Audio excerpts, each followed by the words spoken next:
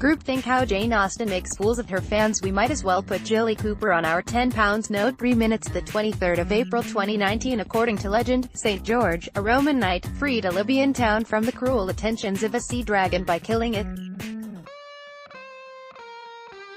In any public figure who has since dared face down fierce vested interests or kill off harmful prevailing orthodoxies has similarly been branded as dragon slayer. This year, once more, in honor of England's patron saint, we've asked various of our contributors to nominate the contemporary tyranny they would put to the sword. Jane Austen is not a great writer. There's as good an argument for putting Jilly Cooper or Joanna Trollope on our £10 note, or perhaps even a better argument. Of course, the Jane-its ghastly phrase, ghastly cult, will combust to hear it, and I am happy to give them something with which fill their days. I hate all writers' cults. Imagine gathering to sing a hymn to individualism with one voice, but the Jane-its are the most deranged. They gather in Bath, a vast, Georgian Cathkidston emporium, and dress up as Elizabeth Bennet and talk nonsense about bonnets. Even so, she sits there serene and prettified on her banknote, a titan of literature, the greatest female English novelist with her 6 fat novels. Like hell she is. I can think of at least 5 novelists I like better, only 2 of them are Brontes, and only one of them a drunk. Even so, she is now immortalized as currency, which is not something a writer should aspire to. But I get it. She doesn't rock the boat, Jane. She doesn't know there's a boat. More from this author than inescapable misogyny of the modern world. B. Tanya Gold. What did she write about? You already know, because her work has been on every English syllabus since syllabuses existed.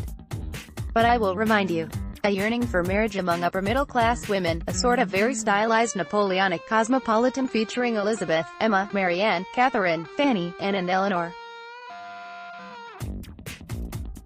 You might say there is nothing wrong with that, and there isn't. But if you argue that Austen is a great novelist, how can you forgive her choosing, and it was obviously a choice, to ignore the great themes? Austen would swim to New York to avoid a great theme. She writes as if emotion might contaminate her. She burrows, instead, into picnics and tea parties and balls. She is very interested in property, too. A modern Jane Austen would surely spend a lot of time on Right Move. She touches on pain. Her minor characters, Miss Bates, Mrs. Collins, even Mrs. Bennet, are the most interesting people in her books. But just as she gets interesting, she flees from the subject again. It's too interesting. More from the series. Slaying Dragons, Britain's world-leading universities. B. James Kirkup. Marianne gets Brandon. Eleanor gets Edward. Jane gets Charles. Always a happy ending, just like with the Mr. Men. These endings are so finite they feel like death, not marriage.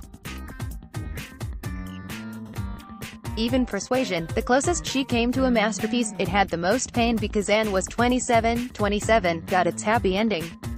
It's the happiest ending of all. Want Austen to write about unhappiness, degradation, despair? She wouldn't. And so she isn't a great novelist. Her strivings are petty.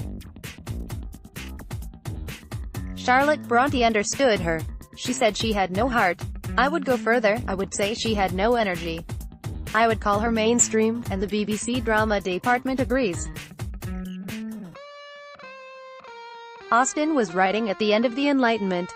She was educated and informed. Yet her acknowledgement of the existence of slavery, for instance, was to have Sir Thomas Bertram return from his estates in Antigua.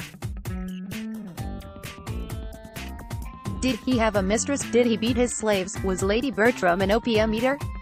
These are all good questions, and she doesn't answer them. She doesn't even ask them. Instead, she has Bertram rage that his children are performing a play.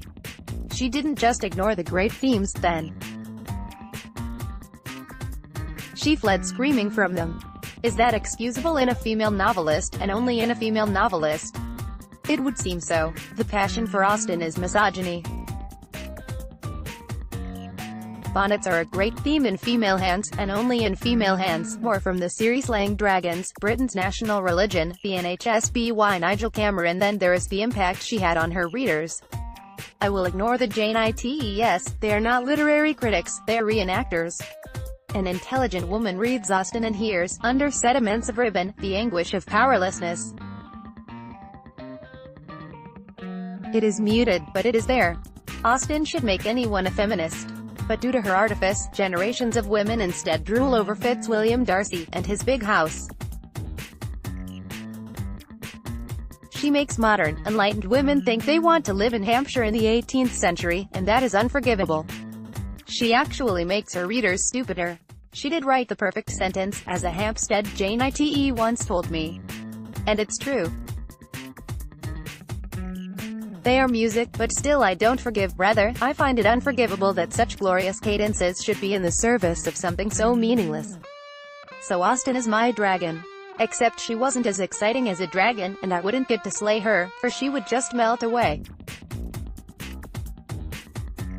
I have read her all my life for, and all I dream of now, in middle age is the novelist she could have been but isn't. Let's block ads. Why?